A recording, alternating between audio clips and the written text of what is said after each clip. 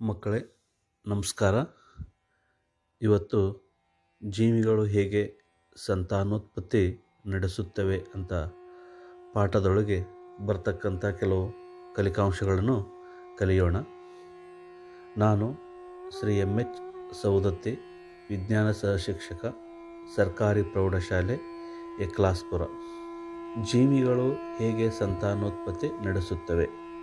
ಮಕ್ಕಳೇ, ನಮಗೆ ಸಂತಾನೋತ್ಪತ್ತಿ ಅಂದರೆ ಗೊತ್ತಾಗಬೇಕು. ಒಂದು ಜೀವಿಯು ತನ್ನನ್ನೇ ಹೋಲ್ತಕ್ಕಂಥ ಮರಿಜೀವಿಗಳಿಗೆ ಜನ್ಮ ನೀಡುವ ಸಾಮರ್ಥ್ಯವನ್ನು ಹೊಂದಿತ್ತಂದ್ರೆ ಅದಕ್ಕೆ ನಾವೇನಂತ ಕರಿತೀವಿ? ಸಂತಾನೋತ್ಪತ್ತಿ ಅಂತ ಹೇಳ್ತೀವಿ. ಎಲ್ಲ ಜೀವಿಗಳು ತಮ್ಮನ್ನೇ ಹೋಲುವ ಮರಿಜೀವಿಗಳಿಗೆ ಜನ್ಮ ನೀಡುತ್ತವೆ. ಜೀವಿಗಳ ಈ ಸಾಮರ್ಥ್ಯವನ್ನು ಸಂತಾನೋತ್ಪತ್ತಿ ಅಂತ ಕರಿತೀವಿ. ಇದು ಯಾವುದೇ ಒಂದು ಪ್ರಭೇದದ ಉಳಿವಿಗೆ ಸಹಾಯ ಮಾಡುತ್ತದೆ. ಒಂದು ವೇಳೆ ಒಂದು ನಿರ್ದಿಷ್ಟ ಪ್ರಭೇದದ ಜೀವಿಗಳು ಸಂತಾನೋತ್ಪತ್ತಿ ಮಾಡಲು ಅಸಮರ್ಥವಾದರೆ ಅವು ಏನಾಕ್ಕವು? ನಶಿಸಿ ಹೋಗ್ತವು. ಜೊತೆಗೆ ಜೀವಿಗಳ ವೈವಿಧ್ಯಮಯವನ್ನು ಕಾಪಾಡಲು ಕೂಡ ಏನಾಕತಿ? ಸಂತಾನೋತ್ಪತ್ತಿ ಬೇಕಾಗುತ್ತದೆ. ಹಾಗಾದರೆ ಮುಂದೆ ಬರ್ತಕ್ಕಂಥದ್ದು, ಜೀವಿಗಳು ತಮ್ಮದೇ ನಿಖರ ಪ್ರಕೃತಿಯನ್ನು ಸೃಷ್ಟಿಸುತ್ತವೆಯೇ? ಅಲ್ಲಿ ನಾವು ಕಲಿಬೇಕಾಗಿದ್ದು ಏನಪ್ಪ ಅಂತಂದ್ರೆ DNA ಸ್ವಪ್ರತೀಕರಣ. ಹಾಗಾದರೆ DNA ಅಂದರೆ ಏನು? ಡಿಆಕ್ಸಿ ರೈಬೋ ನ್ಯೂಕ್ಲಿಕ್ ಆಮ್ಲ. ಇದು ಒಂದು ಅನುವಂಶೀಯ ವಸ್ತು. ಹಾಗಾದರೆ ಅನುವಂಶೀಯ ಅಂದರೆ ಗೊತ್ತದ, ತಂದೆ ತಾಯಿಗಳಿಂದ ಅನುವಂಶೀಯ ಲಕ್ಷಣಗಳು ಹೋಗ್ತಾವಲ್ಲ, ಎದ್ರ ಮುಖಾಂತರ? ಜೀನುಗಳ ಮುಖಾಂತರ. ಸೊ ಅವುಗಳಿಗೆ ನಾವೇನಂತ ಕರಿತೀವಿ ಅಂದರೆ ಅನುವಂಶೀಯ ವಸ್ತು. ಹಂಗಾರೆ ಅನುವಂಶೀಯ ವಸ್ತು ಯಾವುದಿಲ್ಲ? DNA. ಇದು ಜೀವಕೋಶದ ನ್ಯೂಕ್ಲಿಯಸ್ನಲ್ಲಿರುವ ಕ್ರೋಮೋಸೋಮುಗಳಲ್ಲಿ ಕಂಡುಬರುತ್ತದೆ. ಜೀವಕೋಶ ಅಲ್ಲಿ ಕ್ರೋಮೋಸೋಮುಗಳು ಅಂತ ಇರ್ತವೆ. ಹಂಗಾರೆ ಒಂದು ಜೀವಕೋಶದ ಕ್ರೋಮೋಸೋಮ್ಸ್ ಏನದ ಅಂದ್ರೆ ನಾವು ಹೇಳ್ತೀವಿ 23 ಜೊತೆ ಕ್ರೋಮೋಸೋಮುಗಳು, ವರ್ಣತಂತುಗಳು ಅಂತ ಕರಿತೀವಿ. 22 ಅಟೋಸೋಮ್ಸ್ ಅಂತ ಹೇಳಿ, ಒಂದು ಸೆಕ್ಸ್ ಕ್ರೋಮೋಸೋಮ್ಸ್ ಅಂತ ಹೇಳಿ. ಜೀವಕೋಶದ ನ್ಯೂಕ್ಲಿಯಸ್ನಲ್ಲಿರುವ DNA ಪ್ರೋಟೀನುಗಳನ್ನು ಸಂಶ್ಲೇಷಿಸುವ ಮಾಹಿತಿಯ ಆಕಾರವಾಗಿದೆ. ಪ್ರತಿಯೊಂದು ವಿಭಿನ್ನ ಪ್ರೋಟೀನುಗಳು ವಿಭಿನ್ನ ದೇಹ ವಿನ್ಯಾಸಗಳಿಗೆ ಏನಾಗತ್ತೆ ಅಂದ್ರೆ ಕಾರಣವಾಗುತ್ತದೆ. DNA ಅಣುಗಳು ದೇಹ ವಿನ್ಯಾಸದ ನೀಲನಕ್ಷೆಗಳು. ಹಂಗಾರೆ DNA ಸ್ವಪ್ರತೀಕರಣದ ನೀಲನಕ್ಷೆಗಳು ಯಾವಪ್ಪ? DNA ಅಂತ ಹೇಳ್ತೀವಿ. ಇವು ಏನು ಮಾಡ್ತಾವೆ ಅಂದ್ರೆ ತಂದೆ ತಾಯಿಗಳ ಗುಣಲಕ್ಷಣಗಳನ್ನು ಮುಂದಿನ ಪೀಳಿಗೆಗೆ ಏನು ಮಾಡ್ತಾವೆ? ವರ್ಗಾಯಿಸುತ್ತವೆ. ಹೌದಾ? ನೆಕ್ಸ್ಟ್ ನೋಡೋಣ. ಜೀವಕೋಶ ವಿಭಜನೆಗಿಂತ ಮುಂಚೆ DNA ಪ್ರತಿಯನ್ನು ಸೃಷ್ಟಿಸುವುದು ಸಂತಾನೋತ್ಪತ್ತಿ ಕ್ರಿಯೆಯಲ್ಲಿ ಮೂಲ ಘಟನೆಯಾಗಿದೆ. ಜೀವಕೋಶಗಳು ಏನಾಗತ್ತೆ? ವಿಭಜನೆ ಆಗುವ ಮುಂಚೆ DNA ಪ್ರತಿಯನ್ನು ಸೃಷ್ಟಿಸುವುದು ಸಂತಾನೋತ್ಪತ್ತಿ ಕ್ರಿಯೆಯಲ್ಲಿ ಒಂದು ಮೂಲ ಘಟನೆಯಾಗಿದೆ. ಜೀವಕೋಶಗಳು ತಮ್ಮ DNA ಪ್ರತಿಗಳನ್ನು ನಿರ್ಮಿಸಲು ರಾಸಾಯನಿಕ ಕ್ರಿಯೆಗಳನ್ನು ಬಳಸುತ್ತದೆ. ಇದು ಸಂತಾನೋತ್ಪತ್ತಿ ಕ್ರಿಯೆ ನಡೆಯುತ್ತಿರುವ ಜೀವಕೋಶದಲ್ಲಿ DNA 2 ಪ್ರತಿಗಳನ್ನು ಏನು ಮಾಡ್ತದಪ್ಪ ಅಂತಂದ್ರೆ ಸೃಷ್ಟಿಸುತ್ತದೆ. ಪ್ರತಿಯೊಂದು DNA ಪ್ರತಿಗಳು ತಮ್ಮದೇ ಕೋಶೀಯ ರಚನೆಯೊಂದಿಗೆ ಪ್ರತ್ಯೇಕಗೊಂಡು ಒಂದು ಜೀವಕೋಶವು ಪರಿಣಾಮಕಾರಿಯಾಗಿ ವಿಭಜಿಸಿ 2 ಜೀವಕೋಶಗಳನ್ನು ಏನು ಮಾಡ್ತಾವೆ? ಉಂಟು ಮಾಡುತ್ತವೆ. ಹೌದಾ? ಹಾಗಾದರೆ ಇದು ಮುಂದೆ ಬರ್ತಕ್ಕಂಥದ್ದು ಏನಪ್ಪ ಅಂತಂದ್ರೆ ಭಿನ್ನತೆಯ ಮಹತ್ವ. ಹಾಗಾದರೆ ಭಿನ್ನತೆ ಅಂದರೆ ಏನು? ಭಿನ್ನತೆ ಅನ್ನೋದಂದ್ರೆ ಪ್ರಕೃತಿಯ ಸಹಜವಾಗಿದ್ದು, ಭಿನ್ನತೆಗಳು ಪ್ರಕೃತಿ ಸಹಜವಾಗಿದ್ದು ಜೀವಿಗಳು ಬದಲಾಗುತ್ತಿರುವ ಪರಿಸರಕ್ಕೆ ಹೊಂದಿಕೊಳ್ಳಲು ನೆರವಾಗುತ್ತವೆ. ಪರಿಸರ ಹೆಂಗೆ ಚೇಂಜ್ ಆಕತ್ತಲ್ಲ, ಆ ಪರಿಸರಕ್ಕೆ ಏನು ಮಾಡಬೇಕು? ನಾವು ಹೊಂದಾಣಿಕೆಗೊಳ್ಳಬೇಕು. ಅದಕ್ಕೆ ನಾವೇನಂತ ಹೇಳ್ತೀವಿ ಅಂದ್ರೆ ಭಿನ್ನತೆ ಅಂತ ಹೇಳ್ತೀವಿ. ಉದಾಹರಣೆಗೆ ಈಗ ಮೀನುಗಳು ಅದಾವೆ. ಆ ಮೀನುಗಳು ಏನದಾವ ಅಂದ್ರೆ ಜಲವಾಸಿಗಳು ಅಂತ ಹೇಳ್ತೀವಿ. ಈಗ ಜಲವಾಸಿಗಳು ಅಂತ ಹೇಳ್ತೀವಿ, ವೃಕ್ಷವಾಸಿಗಳು ಅಂತ ಹೇಳ್ತೀವಿ. ಈ ರೀತಿ ಭಿನ್ನತೆ ಅಂದ್ರೆ ಏನು? ಇದು ಪ್ರಕೃತಿ ಸಹಜವಾಗಿದ್ದರೂ ಜೀವಿಗಳು ಬದಲಾಗುತ್ತಿರುವ ಪರಿಸರಕ್ಕೆ ತಕ್ಕಂತೆ ಏನು ಮಾಡ್ತೈತಿ? ಹೊಂದಿಕೊಳ್ಳಲು ಏನಕ್ಕ ಅಂದ್ರೆ ನೆರವಾಗುತ್ತದೆ. 1902ರಲ್ಲಿ ವಿಕ್ಟರ್ ಹ್ಯೂಗೋ ಡಿ ವೈರಸ್ ಎಂಬ ವಿಜ್ಞಾನಿ ಜೀವಿಗಳ ಅನುವಂಶೀಯ ವಸ್ತುವಿನಲ್ಲಿ ಉಂಟಾಗುವ ದಿಢೀರ ಬದಲಾವಣೆಗಳಿಂದಾಗಿ ಭಿನ್ನತೆಗಳು ಉಂಟಾಗುತ್ತದೆ ಎಂಬ ಅಭಿಪ್ರಾಯವನ್ನು ಏನು ಮಾಡಿದರು, ಇವರು ಸೂಚಿಸಿದರು. ಸಂತಾನೋತ್ಪತ್ತಿಯ ಸಮಯದಲ್ಲಿ DNA ಸ್ವಪ್ರತೀಕರಣದಲ್ಲಿನ ಸ್ಥಿರತೆಯು ಜೀವಿಯು ದೇಹವಿನ್ಯಾಸದ ಲಕ್ಷಣಗಳನ್ನು ನಿರ್ವಹಿಸಲು ಮುಖ್ಯವಾಗುತ್ತವೆ. ಅದು ಜೀವಿಯ ನಿರ್ದಿಷ್ಟ ಆವಾಸವನ್ನು ಬಳಸಿಕೊಳ್ಳಲು ಅನುವು ಮಾಡಿಕೊಡುತ್ತದೆ. ಆದ್ದರಿಂದ ಸಂತಾನೋತ್ಪತ್ತಿಯು ಜೀವಿ ಪ್ರಭೇದಗಳ ಸಂಖ್ಯೆ ಸ್ಥಿರತೆಯೊಂದಿಗೆ ಜೋಡಣೆಗೊಂಡಿದೆ. ಒಂದು ವೇಳೆ ಸಂತಾನೋತ್ಪತ್ತಿ ನಡೆಸುವ ಜೀವಿಗಳ ಸಮುದಾಯ ಒಂದು ನಿರ್ದಿಷ್ಟ ಆವಾಸಕ್ಕೆ ಹೊಂದಿಕೊಂಡಿದ್ದರೆ ಮತ್ತು ಒಂದು ವೇಳೆ ಆ ಆವಾಸವು ತೀವ್ರವಾದ ಬದಲಾವಣೆಗಳಿಗೆ ಗುರಿಯಾದರೆ ಆ ಜೀವಿ ಸಮುದಾಯ ಕಂಪ್ಲೀಟಾಗಿ ನಶಿಸಿ ಹೋಗುತ್ತದೆ. ನೆಕ್ಸ್ಟು ಇಲ್ಲಿ ಸಂತಾನೋತ್ಪತ್ತಿ. ಈಗಾಗಲೇ ನೀವು ಸಂತಾನೋತ್ಪತ್ತಿ ಅಂದರೆ ಗೊತ್ತೈತಿ. ಒಂದು ಜೀವಿಯು ತನ್ನನ್ನೇ ಹೋಲ್ತಕ್ಕಂಥ ಮರಿಜೀವಿಗಳಿಗೆ ಏನು ಮಾಡ್ತೈತಿ, ಜನ್ಮ ಕೊಡೋದನ್ನು ಸಂತಾನೋತ್ಪತ್ತಿ ಅಂತ ಹೇಳ್ತೀವಿ. ಈ ಸಂತಾನೋತ್ಪತ್ತಿಗಳು ಎರಡು ಬಗೆಗಳು. ಒಂದು ಲಿಂಗ ರೀತಿಯ ಸಂತಾನೋತ್ಪತ್ತಿ ಅಂದರೆ ಲೈಂಗಿಕ ಸಂತಾನೋತ್ಪತ್ತಿ ಅಂತ ಹೇಳ್ತೀವಿ. ಇನ್ನೊಂದು ನಿರ್ಲಿಂಗ ರೀತಿಯ ಸಂತಾನೋತ್ಪತ್ತಿ, ಅದಕ್ಕೇನು ಅಲೈಂಗಿಕ ಸಂತಾನೋತ್ಪತ್ತಿ ಅಂತ ಹೇಳ್ತೀವಿ. ಹಾಗಾದರೆ ಮೊಟ್ಟ ಮೊದಲು ಏನು ನೋಡೋಣಪ್ಪ ಅಂತಂದ್ರೆ ಅಲೈಂಗಿಕ ಸಂತಾನೋತ್ಪತ್ತಿ. ಹಂಗಾರೆ ಅಲೈಂಗಿಕ ಸಂತಾನೋತ್ಪತ್ತಿ ಅಂತಂದ್ರೆ ಲಿಂಗಗಳ ಸಾನ್ನಿಧ್ಯದಲ್ಲಿ ನಡೆಯುವುದಿಲ್ಲ, ಹೌದಾ? ಅಲ್ಲೇ ಗಂಡು ಲಿಂಗಾಣು ಮತ್ತು ಹೆಣ್ಣು ಲಿಂಗಾಣು ಇರಲಾರ್ದ ಏನಕ್ಕೈತೆ ಅಂದ್ರೆ ಸಂತಾನೋತ್ಪತ್ತಿ ಜರುಗ್ತತಿ. ಅದಕ್ಕೆ ನಾವೇನಂತೀವಿ, ಅಲೈಂಗಿಕ ಸಂತಾನೋತ್ಪತ್ತಿ ಅಂತ ಹೇಳ್ತೀವಿ. ಹಂಗಾರೆ ಈ ಅಲೈಂಗಿಕ ಸಂತಾನೋತ್ಪತ್ತಿಯೊಳಗೆ 6 ಪ್ರಕಾರದ ಅಲೈಂಗಿಕ ಸಂತಾನೋತ್ಪತ್ತಿಗಳು ಅದಾವು. ಹಂಗಾರೆ ಯಾವುವು? ಒಂದನೇದ್ದು ವಿದಳನ, 2 ತುಂಡರಿಕೆ, 3 ಪುನರುತ್ಪಾದನೆ, 4 ಮೊಗ್ಗುವಿಕೆ, 5 ಕಾಯಿಜ ಸಂತಾನೋತ್ಪತ್ತಿ, 6 ಬೀಜಕಗಳ ಉತ್ಪಾದನೆ. ಇವು ಏನಪ್ಪ ಅಂತಂದ್ರೆ ಅಲೈಂಗಿಕ ಸಂತಾನೋತ್ಪತ್ತಿಯಲ್ಲಿ 6 ವಿಧಗಳು. ಹಂಗಾರೆ ವಿದಳನ ರೀತಿಯ ಸಂತಾನೋತ್ಪತ್ತಿ ಎಲ್ಲಿ ಕಂಡು ಬರ್ತೈತಿ? ಒಂದು ಅಮೀಬಾದೊಳಗೆ ಕಂಡು ಬರ್ತೈತಿ.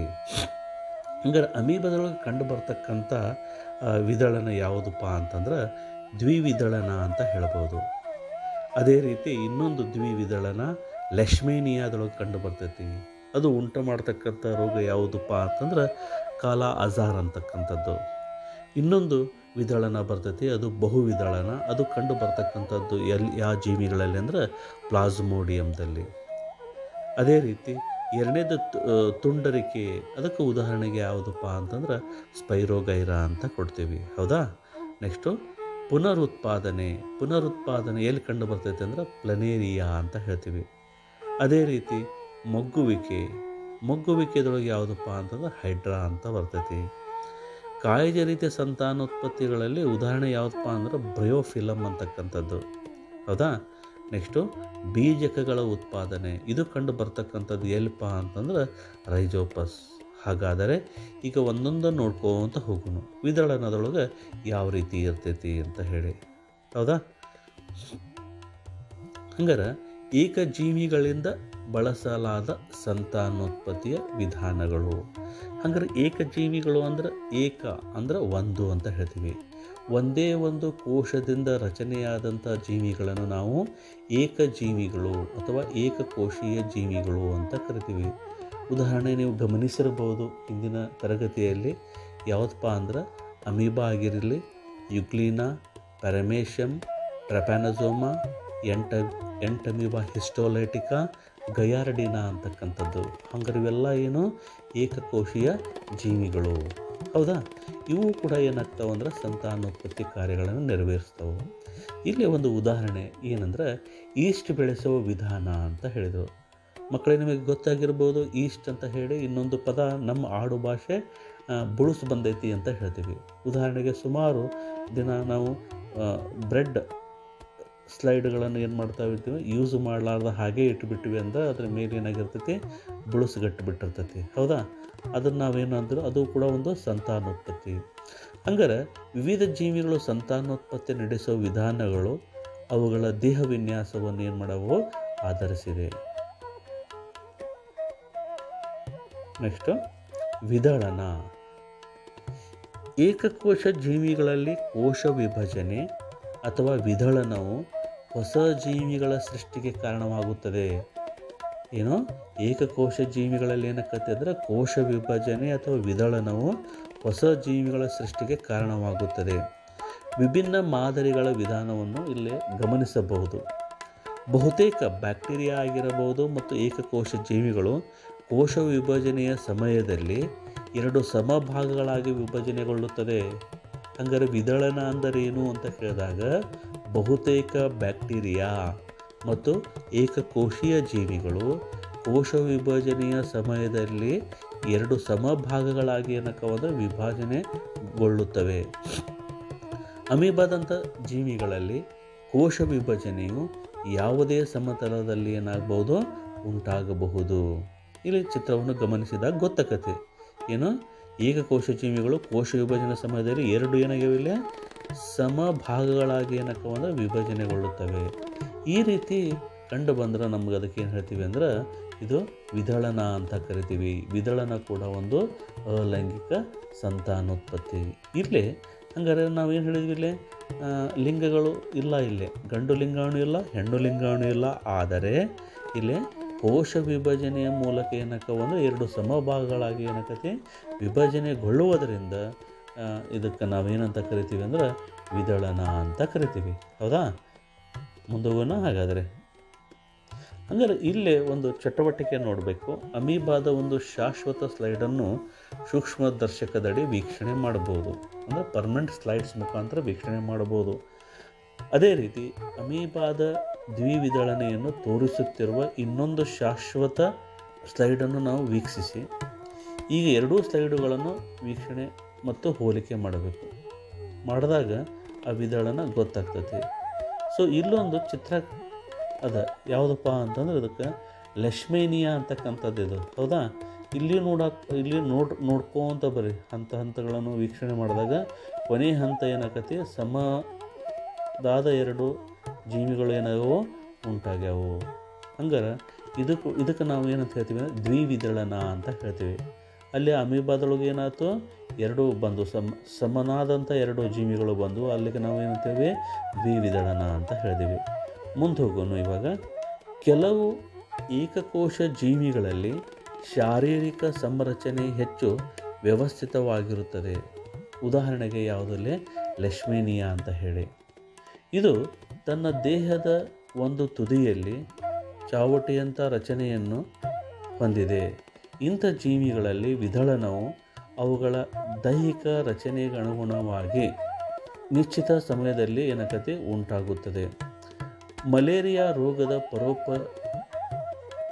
ಜೀವಿ ಯಾವುದಪ್ಪ ಅಂದ್ರೆ ಪ್ಲಾಸ್ಮೋಡಿಯಂ ಅಂತ ಕರಿತೀವಿ ನಾವು. ಹಂಗಾರೆ ಪ್ಲಾಸ್ಮೋಡಿಯಂನಂತಹ ಇತರ ಏಕಕೋಶೀಯ ಜೀವಿಗಳು ಬಹುವಿದಳನದಿಂದ ಒಂದೇ ಬಾರಿಗೆ ಅನೇಕ ಜೀವಿಕೋಶಗಳಾಗಿ ವಿಭಜನೆ ಹೊಂದುತ್ತದೆ. ಹಂಗಾರೆ ಪ್ಲಾಸ್ಮೋಡಿಯಂ ಇದು ಮಲೇರಿಯಾ ಉಂಟು ಮಾಡ್ತಕ್ಕಂಥ ಒಂದು ಪರೋಪಜೀವಿ. ಹಂಗಾರೆ ಇಲ್ಲಿ ಕಂಡು ಬರ್ತಕ್ಕಂಥದ್ದು ಅಲೈಂಗಿಕ ಸಂತಾನೋತ್ಪತ್ತಿ ವಿಧಾನ ಯಾವುದಪ್ಪ ಅಂತಂದ್ರೆ ಬಹುವಿದಳನ ಅಂತ ಕರಿತೀವಿ. ಈಗ ಗೊತ್ತಾಯ್ತು. ಹಂಗಾರೆ ವಿದಳನದೊಳಗೆ ದ್ವಿವಿದಳನ, ಈ ದ್ವಿವಿದಳನ 2 ಜೀವಿಗಳಲ್ಲಿ ಕಂಡು ಬಂತು. ಒಂದು ಅಮೀಬಾ, ಇನ್ನೊಂದು ಲೆಶ್ಮೇನಿಯಾ.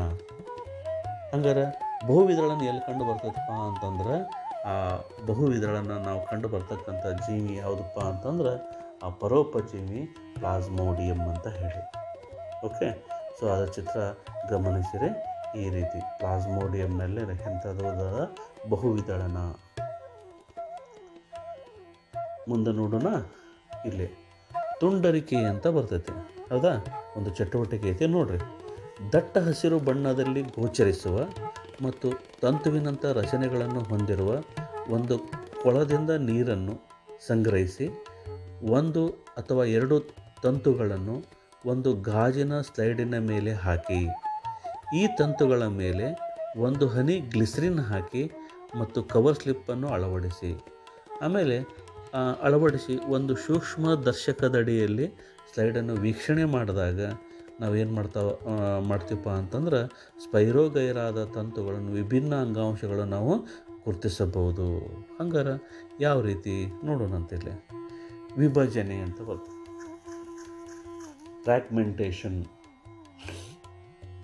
ಸರಳವಾದ ದೇಹ ರಚನೆಯನ್ನು ಹೊಂದಿರುವ ಬಹುಕೋಶೀಯ ಜೀವಿಗಳಲ್ಲಿ ಸರಳವಾದ ಸಂತಾನೋತ್ಪತ್ತಿ ವಿಧಾನಗಳು ಇನ್ನೂ ಕೆಲಸ ಮಾಡುತ್ತಿವೆ. ಉದಾಹರಣೆಗೆ ಸ್ಪೈರೋಗೈರಾ ಬೆಳವಣಿಗೆ ಹೊಂದಿದ ನಂತರ ಸಣ್ಣ ಸಣ್ಣ ತುಂಡುಗಳಾಗಿ ವಿಭಜನೆ ಹೊಂದುತ್ತವೆ. ಈ ತುಂಡುಗಳು ಅಥವಾ ತುಣುಕುಗಳು ಏನಕ್ಕವಂದ್ರೆ ಹೊಸ ಜೀವಿಗಳಾಗಿ ಏನಕ್ಕವಂದ್ರೆ ಬೆಳೆಯುತ್ತವೆ. ಎಲ್ಲೇ ಇದ್ರೊಳಗೆ ಸ್ಪೈರೋಗೈರಾದೊಳಗೆ. ನೆಕ್ಸ್ಟ್ ನೋಡೋಣ. ಮುಂದಿನದಾಗಿ ಎಲ್ಲ ಬಹುಕೋಶೀಯ ಜೀವಿಗಳಲ್ಲಿ ಇದು ಸತ್ಯವಲ್ಲ. ಅವು ಒಂದು ಜೀವಕೋಶದ ನಂತರ ಇನ್ನೊಂದರಂತೆ ಸರಳವಾಗಿ ವಿಭಜನೆಗೊಳ್ಳುವುದಿಲ್ಲ.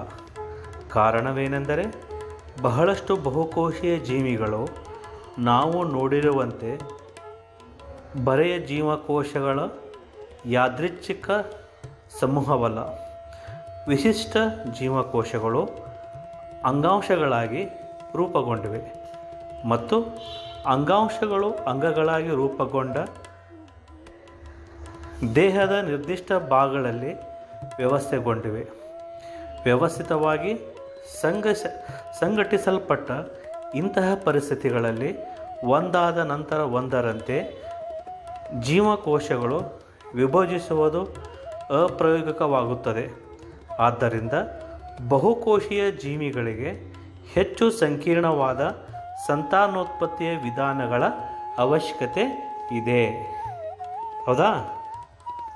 ಮುಂದಿನದಾಗಿ ಈಗ ಅಲೈಂಗಿಕ ಸಂತಾನೋತ್ಪತ್ತಿಯ ಇನ್ನೊಂದು ವಿಧ, ಅದು ಪುನರುತ್ಪಾದನೆ.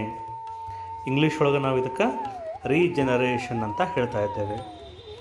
ಏನು ಹಾಗಾದರೆ ಪುನರುತ್ಪಾದನೆ ಅಂತಂದ್ರೆ ಸಂಪೂರ್ಣವಾಗಿ ವಿಭೇದೀಕರಿಸಿದ ಅನೇಕ ಜೀವಿಗಳು ತಮ್ಮ ದೇಹದ ಭಾಗಗಳಿಂದ ಹೊಸ ಜೀವಿಗಳನ್ನು ಉಂಟು ಮಾಡುವ ಸಾಮರ್ಥ್ಯವನ್ನು ಹೊಂದಿವೆ. ಏನು? ಸಂಪೂರ್ಣವಾಗಿ ವಿಭೇದೀಕರಿಸಿದ ಅನೇಕ ಜೀವಿಗಳು ತಮ್ಮ ದೇಹದ ಭಾಗಗಳಿಂದ ಹೊಸ ಜೀವಿಗಳನ್ನು ಉಂಟು ಮಾಡುವ ಸಾಮರ್ಥ್ಯವನ್ನು ಹೊಂದಿವೆ. ಸೊ ಅದಕ್ಕೆ ನಾವೇನಂತ ಕರಿತೀವಿ ಅಂದರೆ ಪುನರುತ್ಪಾದನೆ ಅಂತ ಹೇಳ್ತೀವಿ. ಆದರೆ ಒಂದು ವೇಳೆ ಜೀವಿಯು ಯಾವುದೋ ಕಾರಣದಿಂದ ತುಂಡಾದರೆ ಅಥವಾ ಅನೇಕ ಚೂರುಗಳಾಗಿ ಮುರಿದು ಹೋದರೆ ಇಂತಹ ಅನೇಕ ಚೂರುಗಳು ಪ್ರತ್ಯೇಕ ಜೀವಿಗಳಾಗಿ ಬೆಳೆಯುತ್ತವೆ. ಉದಾಹರಣೆಗೆ ಹೈಡ್ರಾ ಆಗಿರಬಹುದು, ಪ್ಲನೇರಿಯಾ ಆಗಿರಬಹುದು. ಇಂಥ ಸರಳ ಜೀವಿಗಳನ್ನು ಅನೇಕ ಚೂರುಗಳಾಗಿ ತುಂಡರಿಸಬಹುದು ಮತ್ತು ಪ್ರತಿ ಚೂರು ಒಂದು ಸಂಪೂರ್ಣ ಜೀವಿಯಾಗಿ ಬೆಳೆಯುತ್ತದೆ. ಇದನ್ನು ನಾವು ಕರಿತೀವಪ್ಪ ಅಂತಂದ್ರೆ ಪುನರುತ್ಪಾದನೆ ಅಂತ ಹೇಳ್ತಾ ಇದ್ದೇವೆ. ಉದಾಹರಣೆ ಇಲ್ಲಿ ನೋಡ್ರಿ, ಪ್ಲನೇರಿಯಾ. ಸೊ ತಾಯಿ ಒಂದು ಪ್ಲನೇರಿಯಾ ಅದ. ಸೊ ಅದನ್ನು ಏನು ಮಾಡಿದ್ದಾರೆ ಅಂದ್ರೆ 3 ಭಾಗಗಳಾಗಿ ಕಟ್ ಮಾಡಿದ್ದಾರೆ. ಆ 3 ಭಾಗಗಳು ಏನದ ಅಂದ್ರೆ ಸ್ವತಂತ್ರ ಜೀವಿಯಾಗಿ ಬೆಳಿತಾವು. ಸೊ ಇದು ಕೂಡ ಒಂದು ಪುನರುತ್ಪಾದನೆ ಅಂತಕ್ಕಂಥದ್ದು ಅಲೈಂಗಿಕ ರೀತಿಯ ಸಂತಾನೋತ್ಪತ್ತಿಯ ಇನ್ನೊಂದು ವಿಧ ಅಂತ ಹೇಳಬಹುದು. ಮೊಗ್ಗುವಿಕೆ ಅಂತ ಹೇಳಿ, ಹೈಡ್ರಾದಂಥ ಜೀವಿಗಳು ಸಂತಾನೋತ್ಪತ್ತಿಗಾಗಿ ಮೊಗ್ಗುವಿಕೆ ಪ್ರಕ್ರಿಯೆಯಲ್ಲಿ ಪುನರುತ್ಪಾದಿತ ಜೀವಕೋಶಗಳನ್ನು ಬಳಸುತ್ತವೆ. ಹೈಡ್ರಾದ ನಿರ್ದಿಷ್ಟ ಭಾಗದಲ್ಲಿ ಪುನರಾವರ್ತಿತ ಕೋಶ ವಿಭಜನೆಯಿಂದ ಒಂದು ಮಗ್ಗು ಬಾಹ್ಯವೃದ್ಧಿಯಾಗಿ, ಇಲ್ಲೊಂದು ನೋಡ್ತಾ ಇರ್ಬೋದು, ಇಲ್ಲಿ ಒಂದು ಮಗ್ಗು ಬಾಹ್ಯವೃದ್ಧಿಯಾಗಿ ಬೆಳೆಯುತ್ತದೆ. ಇಲ್ಲೊಂದು ಸಣ್ಣದೊಂದು ಏನದ ಬಡ್ ಮೊಗ್ಗದ, ಇಲ್ಲಿ ಮುಂದೆ ನೋಡ್ಕೊಂತವ್ರಿ ಅದು ಏನು ಬೆಳೆದೈತಿ. ಆಮೇಲೆ ಬೆಳೀತಾ ಬೆಳೀತಾ ಪೂರ್ಣ ಬೆಳೆದ ನಂತರ ಏನಾಕತ್ತೆ ಅಂದ್ರೆ ಮಾತೃದೇಹದಿಂದ, ಈ ತಾಯಿ ದೇಹದಿಂದ ಏನಾಕತ್ತೆ ಅಂದ್ರೆ ಬೇರ್ಪಟ್ಟು ಹೊಸ ಜೀವಿಗಳಾಗಿ ಬದಲಾವಣೆ ಹೊಂದುತ್ತಾವು. ಹಾಗಾದರೆ ಇದನ್ನು ನಾವೇನಂತ ಹೇಳ್ತೀವಿ ಅಂದ್ರೆ ಮೊಗ್ಗುವಿಕೆ ಅಂತ ಹೇಳ್ತೀವಿ. ಹಂಗಾರೆ ಈ ಮೊಗ್ಗುವಿಕೆ ಎಲ್ಲಿ ಕಂಡು ಬರ್ತಿತ್ತಪ್ಪ ಅಂತಂದ್ರೆ ಹೈಡ್ರಾ ಅಂತಕ್ಕಂಥ ಒಂದು ಬಹುಕೋಶೀಯ ಜೀವಿಗಳಲ್ಲಿ ಕಂಡುಬರ್ತೈತಿ. ಓಕೆ, ನೆಕ್ಸ್ಟ್ ನೋಡೋಣ ಇವಾಗ. ಸೂಕ್ತ ಪರಿಸ್ಥಿತಿಗಳಲ್ಲಿ ಅನೇಕ ಸಸ್ಯಗಳು ಬೇರು, ಕಾಂಡ ಮತ್ತು ಎಲೆಗಳಂಥ ಭಾಗಗಳ ಹೊಸ ಸಸ್ಯಗಳಾಗಿ ಏನಕ್ಕವಂದ್ರೆ ಬೆಳಿತಾವು. ಬಹಳಷ್ಟು ಪ್ರಾಣಿಗಳಂತಲ್ಲದೆ ಸಸ್ಯಗಳು ಸಂತಾನೋತ್ಪತ್ತಿಗಾಗಿ ಈ ವಿಧವನ್ನು ವಾಸ್ತವವಾಗಿ ಬಳಸುತ್ತವೆ. ಕಾಯಿದ ಸಂತಾನೋತ್ಪತ್ತಿಯ ಈ ಲಕ್ಷಣವನ್ನು ಲೇಯರಿಂಗ್ ಅಥವಾ ಕೃಷಿ ಮಾಡುವಿಕೆಯಂತಹ ವಿಧಾನಗಳಲ್ಲಿ ಕೃಷಿಯ ಉದ್ದೇಶಕ್ಕಾಗಿ ಕಬ್ಬು ಆಗಿರ್ಬೋದು, ಗುಲಾಬಿ ಅಥವಾ ದ್ರಾಕ್ಷಿಗಳಂಥ ಅನೇಕ ಸಸ್ಯಗಳು ಏನಕ್ಕವಂದ್ರೆ ಉಂಟು ಮಾಡ್ತವೆ. ಯಾವುವು? ಕಾಯಿಜ ರೀತಿಯ ಸಂತಾನೋತ್ಪತ್ತಿಗಳಲ್ಲಿ. ಕಾಯಿಜ ರೀತಿ, ಆ ಕಾಯಿಜ ರೀತಿ ಎದರ ಮುಖಾಂತರ ನಡಿಬೋದು? ಸಸ್ಯಗಳ ಬೇರಾಗಿರ್ಬೋದು, ಉದಾಹರಣೆ ಕಾಂಡ ಆಗಿರ್ಬೋದು. ಉದಾಹರಣೆಗೂ ನಾವು ಗುಲಾಬಿ ಗಿಡ ಹಚ್ಚಬೇಕಾಗಿರ್ತತಿ, ಅಲ್ಲಿ ನಾವು ಯಾವುದೇ ಆದಂಥ ಅಲ್ಲಿ ಬೇರು ತೊಗೊಂಡಿಲ್ಲ. ಗುಲಾಬಿ ಗಿಡ ಹಚ್ಚಬೇಕಾದ್ರೆ ಅಲ್ಲಿ ಏನು ಮಾಡ್ತೀವಿ, ಒಂದು ಕಂಡ ಒಂದು ಟೊಂಗಿ ಮುರ್ಕೊಂಡು ಅದನ್ನು ಏನು ಮಾಡ್ತೀವಿ ಅಂದ್ರೆ ಭೂಮಿಯೊಳಗೆ ಊರಿ ಗೊಬ್ಬರ ಹಾಕಿ ಬೆಳೆಸಿದಾಗ ಅದು ಒಂದು ಹೊಸ ಜೀವಿ ಹಾಕಿ ಮಾರ್ಪಾಟ ಆಗ್ತೈತಿ. ಸೊ ಅದಕ್ಕೆ ನಾವು ಏನು ಹೇಳ್ತೀವಿ ಅಂದ್ರೆ ಕಾಯಿಜ ರೀತಿಯ ಸಂತಾನೋತ್ಪತ್ತಿ ಅಂತ ಹೇಳ್ಬೋದು. ಇನ್ನೂ ಕೆಲವು ಗಿಡದ ಎಲೆಗಳು, ಉದಾಹರಣೆ ಬ್ರಹ್ಮಕಮಲ ಅಂತ ಹೇಳ್ತೀವಿ. ಆ ಬ್ರಹ್ಮಕಮಲದಲ್ಲಿ ನಾವು ಬೇರು ತೊಗೊಳ್ಳೋದಿಲ್ಲ, ಅಲ್ಲಿ ಎಲೆಗಳನ್ನು ತೊಗೊಂಡು ಹಚ್ತೀವಿ. ಹಂಗಾರೆ ಈ ರೀತಿ ಏನಕ್ಕವಂದ್ರೆ ಸಸ್ಯದ ಬೇರಾಗಿರ್ಬೋದು, ಸಸ್ಯದ ಕಾಂಡ ಆಗಿರ್ಬೋದು, ಎಲೆಗಳಾಗಿರ್ಬೋದು, ಇದರ ಮುಖಾಂತರ ಹೊಸ ಸಸ್ಯಗಳು ಏನಕ್ಕವು ಅಂದ್ರೆ ಬೆಳೀತಾವಲ್ಲ. ಹಂಗಾರೆ ಇದಕ್ಕೆ ಎಂಥ ಸಂತಾನೋತ್ಪತ್ತಿ ಅಂತ ಕರಿತೀವಿ ಅಂದ್ರೆ ಕಾಯಿಜ ರೀತಿಯ ಸಂತಾನೋತ್ಪತ್ತಿ ಅಂತ ಹೇಳ್ತೀವಿ. ಓಕೆ, ನೆಕ್ಸ್ಟ್ ಹೋಗೋಣ ಈಗ. ಎಸ್, ಹಂಗಾರೆ ಈ ಕಾಯಿಜ ಸಂತಾನೋತ್ಪತ್ತಿಯಿಂದ ಬೆಳೆಸಿದ ಸಸ್ಯಗಳು ಬೀಜಗಳಿಂದ ಬೆಳೆಸಿದ ಸಸ್ಯಗಳಿಗಿಂತ ಮುಂಚಿತವಾಗಿ ಹೂಗಳನ್ನು ಮತ್ತು ಹಣ್ಣುಗಳನ್ನು ಬಿಡುತ್ತವೆ. ನೋಡು, ಏನು ಕಾಯಿಜ ಸಂತಾನೋತ್ಪತ್ತಿಯಿಂದ ಬೆಳೆಸಿದ ಸಸ್ಯ ಏನಾಕತ್ತೆ ಅಂದ್ರೆ ಬೀಜ ಊರಿ ನಾವು ಬೆಳೆಸಿದ ಸಸ್ಯಗಳಿಂತ ಮುಂಚಿತವಾಗಿ ಏನು ಮಾಡ್ತಾವಂದ್ರೆ ಇವು ಹೂವು ಮತ್ತು ಹಣ್ಣನ್ನು ಬಿಡ್ತಾವಂತ. ಯಾವುವು? ಈ ಕಾಯಿಜ ಸಂತಾನೋತ್ಪತ್ತಿಯಲ್ಲಿ ಬರ್ತಕ್ಕಂಥ ಗಿಡಗಳು. ಬಾಳೆ ಆಗಿರ್ಬೋದು, ಕಿತ್ತಲೆ, ಗುಲಾಬಿ ಮತ್ತು ಮಲ್ಲಿಗೆಗಳಂತಹ ಬೀಜಗಳನ್ನು ಉತ್ಪತ್ತಿ ಮಾಡುವ ಸಾಮರ್ಥ್ಯವನ್ನು ಕಳೆದುಕೊಂಡು ಸಸ್ಯಗಳಲ್ಲಿ ಈ ವಿಧಾನಗಳು ಸಂತಾನೋತ್ಪತ್ತಿಯನ್ನು ಸಾಧ್ಯವಾಗಿಸುತ್ತವೆ. ಕಾಯಿಜ ಸಂತಾನೋತ್ಪತ್ತಿ ಇನ್ನೊಂದು ಅನುಕೂಲವೆಂದರೆ ಉತ್ಪತ್ತಿಯಾದ ಎಲ್ಲ ಸಸ್ಯಗಳು ಅನುವಂಶೀಯವಾಗಿ ಪೋಷಕ ಸಸ್ಯವನ್ನು ಅವುಗಳ ಎಲ್ಲ ಲಕ್ಷಣಗಳೊಂದಿಗೆ ಬಹುಮಟ್ಟಿಗೆ ಏನು ಮಾಡ್ತಾವಂದ್ರೆ ಹೋಲ್ತಾವಂತ. ಎಲ್ಲೇ ಕಾಯಿಜ ರೀತಿಯ ಸಂತಾನೋತ್ಪತ್ತಿಗಳಲ್ಲಿ. ಹಂಗಾರೆ ಇದಕ್ಕೊಂದು ಚಟುವಟಿಕೆ ಕೊಟ್ಟಾರ, ನೋಡೋಣಂತ. ಒಂದು ಆಲೂಗಡ್ಡೆಯನ್ನು ತೆಗೆದುಕೊಂಡು ಅದರ ಮೇಲ್ಮೈಯನ್ನು ಗಮನಿಸಿ, ಒಂದು ಆಲೂಗಡ್ಡೆ ತಗೊಂಡು ಅದರ ಹೊರ ಮೇಲ್ಮೈಯನ್ನು ನೋಡಿದಾಗ, ವೀಕ್ಷಣೆ ಮಾಡಿದಾಗ ಸಣ್ಣ ಸಣ್ಣ ಕುಳಿಗಳು ಗುರುತು ಕಾಣಿಸ್ತಾವೆ ನಮಗೆ, ಹೌದಾ? ಕೆಲವು ತುಂಡುಗಳು ಕುಳಿ ಅಥವಾ ಮೊಗ್ಗನ್ನು ಹೊಂದಿರುತ್ತವೆ ಮತ್ತು ಇನ್ನೂ ಕೆಲವು ಅವುಗಳನ್ನು ಹೊಂದಿರದಂತೆ ಆಲೂಗಡ್ಡೆಯ ಸಣ್ಣ ಸಣ್ಣ ತುಂಡುಗಳಾಗಿ ಕತ್ತರಿಸಬೇಕು. ಒಂದು ಟ್ರೇನಲ್ಲಿ ಸ್ವಲ್ಪ ಹತ್ತಿ ಹರಡಿ ಒಂದು ಒದ್ದೆ ಮಾಡಿ ಆಲೂಗಡ್ಡೆ ಚೂರುಗಳನ್ನು ಆ ಹತ್ತಿಯ ಮೇಲಿಡಬೇಕು. ಮೊಗ್ಗುಗಳು ಹೊಂದಿರುವ ತುಂಡುಗಳನ್ನು ಇಟ್ಟ ಸ್ಥಳವನ್ನು ಗುರುತಿಸಿಕೊಳ್ಳಬೇಕು. ಆ ಆಲೂಗಡ್ಡೆ ತುಂಡುಗಳಲ್ಲಿ ಬದಲಾವಣೆಗಳು ಉಂಟಾಗುತ್ತಿರುವುದನ್ನು ಗಮನಿಸಿ ಕೆಲವು ದಿನಗಳವರೆಗೆ ಬಿಟ್ಟು ನೋಡಿದಾಗ ಆ ಹತ್ತಿಯು ಯಾವಾಗಲೂ ಏನಾಗಿರಬೇಕು? ತೇವಾಂಶದಿಂದ ಕೂಡಿರಬೇಕು. ಯಾವ ಆಲೂಗಡ್ಡೆ ತುಂಡುಗಳು ತಾಜಾ ಹಸಿರಿನ ಕಾಂಡಗಳು ಮತ್ತು ಬೇರುಗಳು ಉಂಟು ಮಾಡುತ್ತವೆ? ವೀಕ್ಷಣೆ ಮಾಡಿದಾಗ ಗೊತ್ತಾಗ್ತತಿ. ಮುಂದಿನ ಸ್ಲೈಡ್ ನೋಡ್ರಿ. ಇಲ್ಲೊಂದದ, ಏನು, ಎಲೆಗಳಿಂದ ಮಣ್ಣಿನ ಮೇಲೆ ಬಿದ್ದ ಬ್ರಯೋಫಿಲಮ್ ಎಲೆಯ ಅಂಚಿನಲ್ಲಿ ಉದ್ದಕ್ಕೂ ಇರುವ ಕುಳಿಗಳಲ್ಲಿ ಮೊಗ್ಗುಗಳನ್ನು ಏನು ಮಾಡ್ತೈತಿ? ಉತ್ಪತ್ತಿಯಾಗುತ್ತವೆ ಮತ್ತು ಹೊಸ ಸಸ್ಯಗಳಾಗಿ ಏನಾಕವು? ಬೆಳೆಯುತ್ತವೆ. ಇದು ಕೂಡ ಇದು ಏನಪ್ಪ ಅಂತಂದ್ರೆ ಕಾಯಿಜ ರೀತಿಯ ಸಂತಾನೋತ್ಪತ್ತಿ, ಹೌದಾ? ಹಂಗಾರೆ ಇನ್ನೊಂದು ಸಂತಾನೋತ್ಪತ್ತಿ ಐತಿ, ಅದು ಕೊನೆ ಸಂತಾನೋತ್ಪತ್ತಿ. ಅದು ಯಾವುದಪ್ಪ ಅಂದ್ರೆ ಬೀಜಕಗಳ ಉತ್ಪಾದನೆ ಅಂತ ಹೇಳಿ. ಅನೇಕ ಸರಳ ಬಹುಕೋಶೀಯ ಜೀವಿಗಳಲ್ಲೂ ಸಹ ಸಂತಾನೋತ್ಪತ್ತಿಯ ನಿರ್ದಿಷ್ಟ ಭಾಗಗಳನ್ನು ಏನು ಮಾಡಬಹುದು ಅಂದ್ರೆ ಗುರುತಿಸಬಹುದು. ಇಲ್ಲೊಂದು ಚಟುವಟಿಕೆ, ಬ್ರೆಡ್ಡಿನ ಮೇಲೆ ಬೆಳೆದ ದಾರದಂಥ ರಚನೆಗಳೇನು ಬ್ರೆಡ್ ಮೋಲ್ಡನ್ ರೈಸೋಫಸ್ ಅಂತ ಹೇಳ್ತೀವಿ.